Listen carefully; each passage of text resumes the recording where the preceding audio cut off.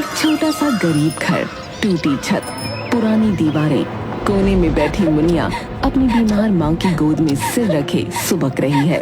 माँ बुखार से तप रही है। माँ, तुम ठीक हो जाओगी ना?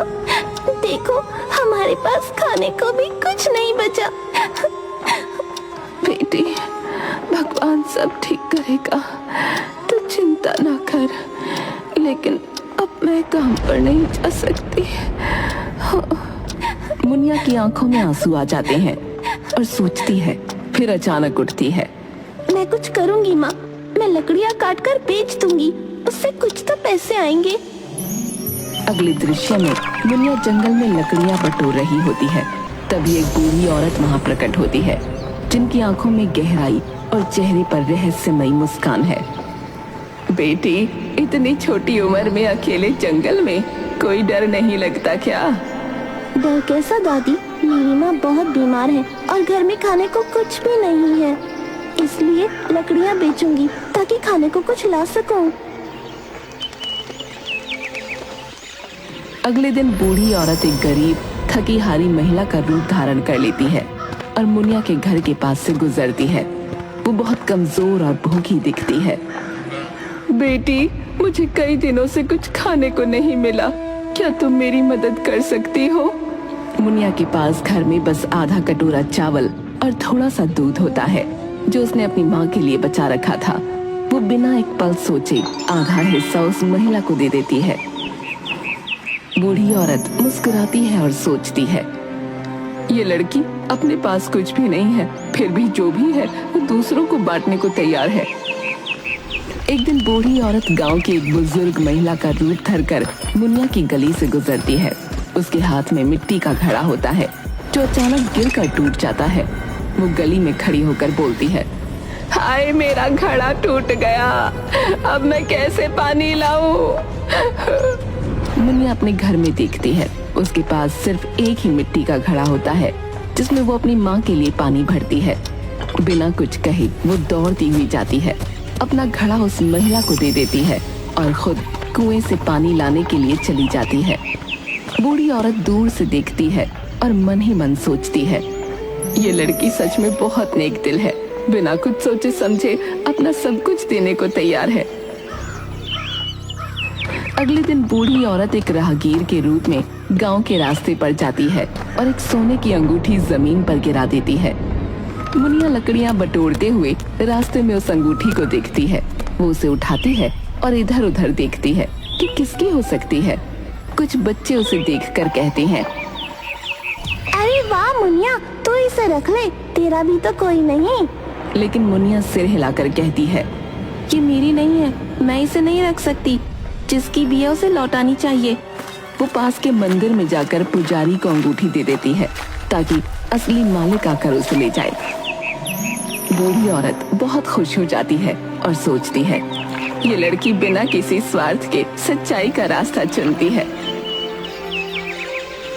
अब बूढ़ी औरत अपने असली रूप में प्रकट होती है और मुनिया से कहती है, बेटी, तूने अपनी सच्चाई, दया और ईमानदारी साबित की है। वो अपनी झोली से एक छोटा सा तांबे का कुकर निकालती है।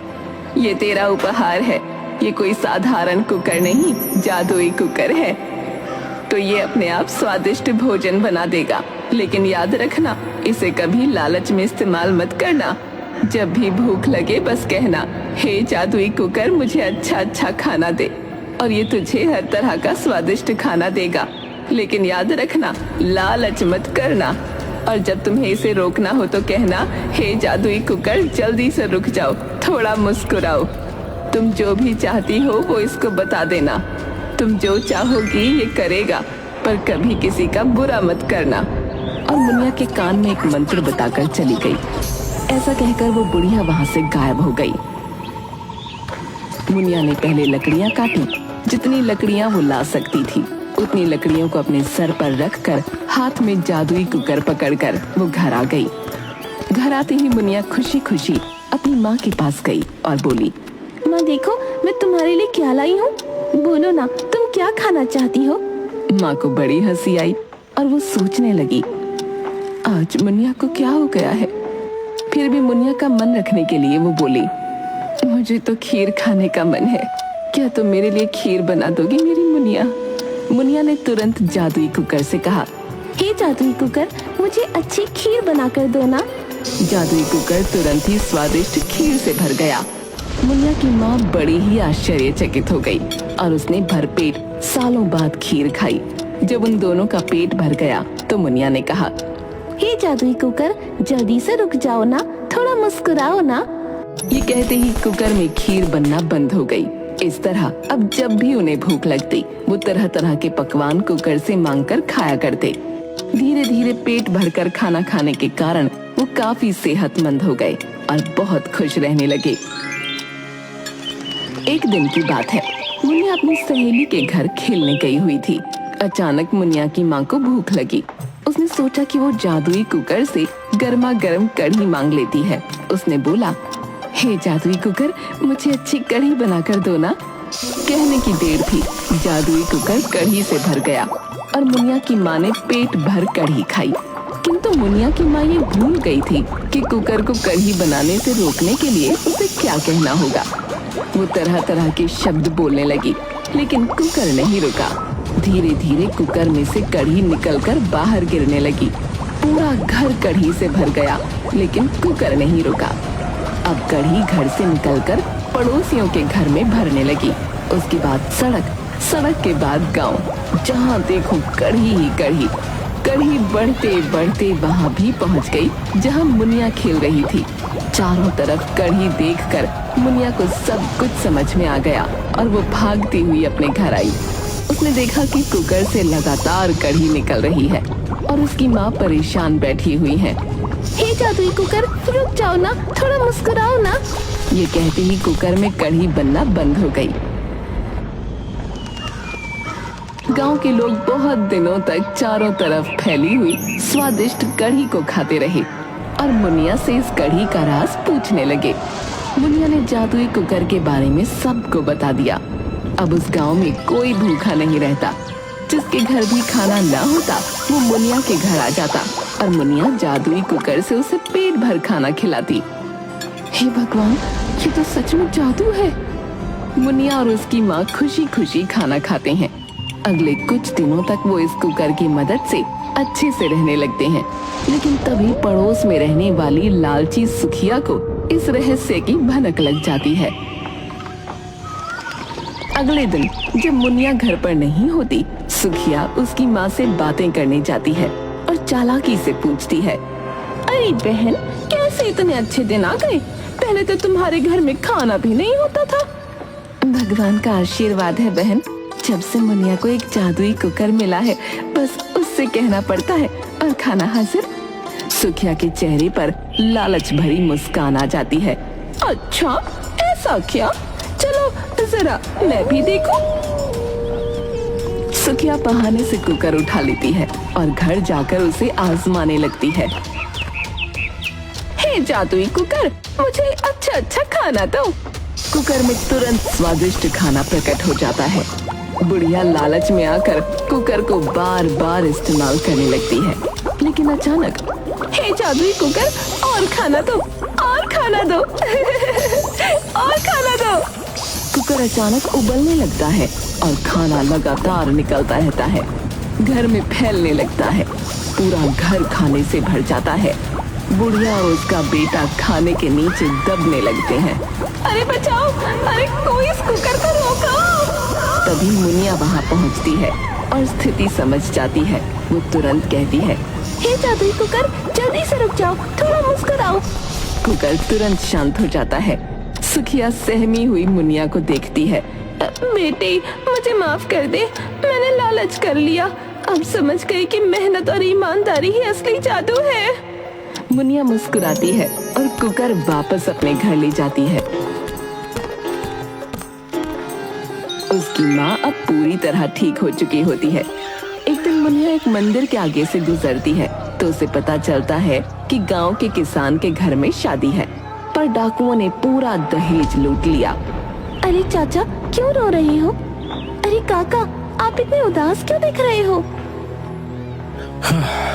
बेटी, मेरी इकलौती बेटी का विवाह है, लेकिन मेरे पास इतने लोगों को खिलाने के लिए अन्न नहीं है। पूरी बिरादरी को न्योता दिया है, लेकिन खाना कैसे बनेगा, यही सोच सोच कर मैं व्याकुल हो रहा हूँ। काका चिंता न करो, मेरे पास एक जादुई कुकर है जो बिना रुके खाना बनाता है। आप इसे ले जाइए और जितना चाहे खाना बनाइए। मुनिया किसान को जादुई कुकर दे देती है। किसान खुशी खुशी घर लौटता है। अरे वाह, ये तो सच में जादुई कुकर है। बिना मेहनत, बिना परिश्रम के इतना स्वादिष्ट खाना बन गया इससे।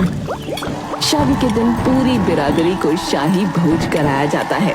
सभी अतिथि दावत का आनंद लेते हैं।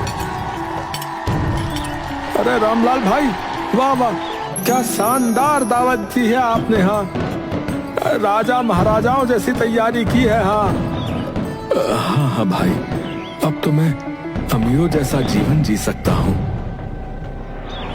शादी के बाद मुनिया किसान से कुकर वापस मांगने आती है।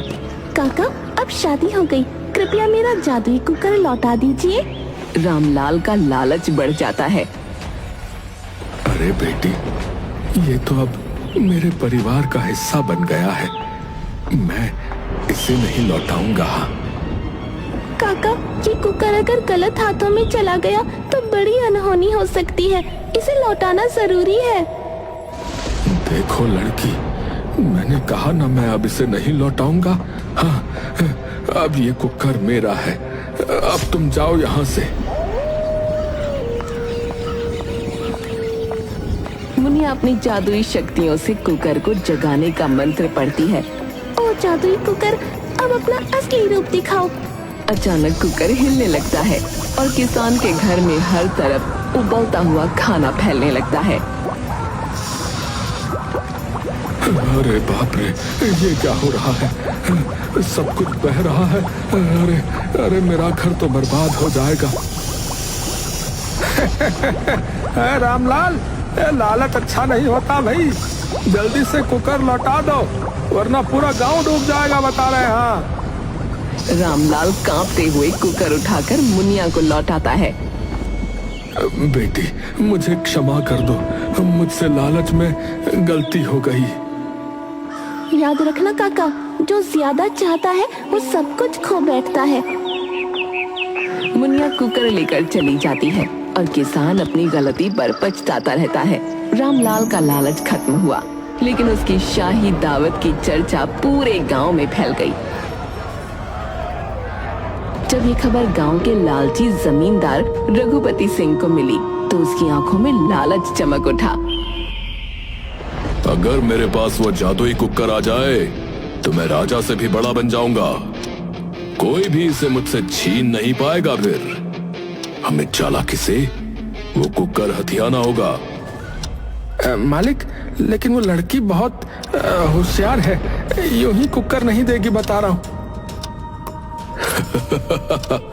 बेवकूफ, मैं ताकत से नहीं बल्कि चालाकी से इसे हथियाऊंगा। मुनिया अपने घर के बाहर बैठी कुकर को साफ कर रही होती है। तभी जमींदार वहां आता है। अरे बिटिया मुनिया, कैसी हो? मैंने सुना है कि तुम बहुत ही अच्छी और दयालु लड़की हो। कहिए जमींदार जी, आज अचानक मेरे घर कैसे आना हुआ?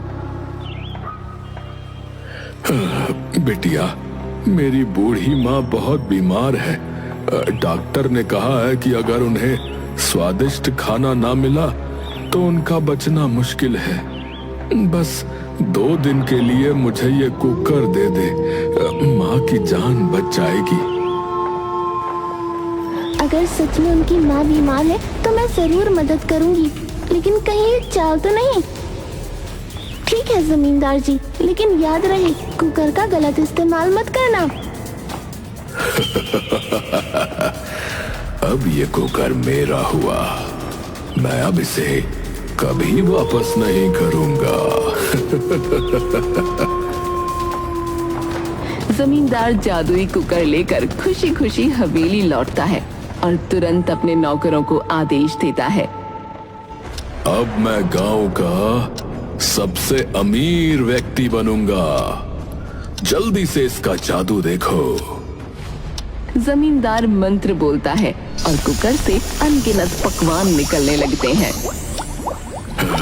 वाह भाई, सच में जादू है। अब मैं इसे कभी वापस नहीं करूंगा। लेकिन जमींदार का लालच बढ़ता ही जाता है। हर वक्त वो कुकर से खाना मांगता रहता है और कुकर थक जाता है। एक दिन जब मुनिया को पता चला कि जमींदार ने कुकर वापस नहीं किया, तो उसने अपनी जादुई शक्ति से कुकर को एक नया आदेश दिया। ओ जादुई कुकर, जो भी तुझे गलत इरादों से इस्तेमाल करे उसे अपने अंदर खींच ले। अचानक जमींदार खाना निकालने के लिए कुकर के पास जाता है और जैसे ही वो उसमें झांकता है, कुकर में से एक तेज रोशनी निकलती है और जमींदार को अपने अंदर खींच लेती है। अरे ये क्या हो रहा है? अरे बचाओ, अरे बचाओ। कुकर के अंदर से केवल उसकी आवाज सुनाई देती है, लेकिन बाहर कोई नहीं देख सकता कि वो कहाँ गया। मालिक आप अंदर चले गए। अरे अब क्या करें? जमींदार जादुई कुकर के अंदर खिंच जाता है। जब वो अपनी आंखें खोलता है तो खुद को एक अजीब सी जगह पर पाता है। चारों तरफ रंग बिरंगे विशाल पकवान ही पकवान हैं। पहाड़ों की जगह समोसे, नदियों में बहता मलाईदार रबड़ी, पेड़ों की जगह जलेबी के टेढ़े मेढ़े टहनियां और आसमान में उड़ती कचौड़ी के गुब्बारे। अरे मैं ये कहाँ आ गया? ये कौन सी जगह है? उसी समय उसके पास एक बड़ा सा आलू का पराठा चलता हुआ आता है और बोलता है, स्वागत है पकवानों के देश में। अब तुम यहाँ हमेशा के लिए रहोगे।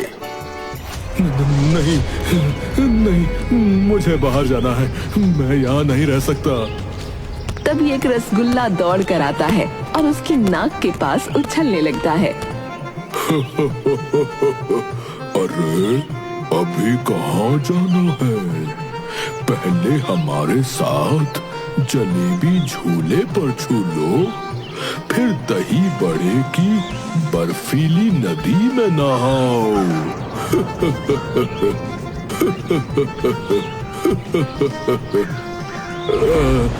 बचाओ बचाओ, यहाँ सब कुछ खाने का सामान है, लेकिन मैं खुद खाना बन गया हूँ। जमींदार दौड़कर भागने की कोशिश करता है, लेकिन उसके पैर आलू की टिक्की में फंस जाते हैं और वो सीधे चॉकलेट की झील में गिर जाता है। अरे ये क्या हो रहा है? नहीं, मुझे यहाँ से निकलना है, मुझे निकलना है यहाँ से।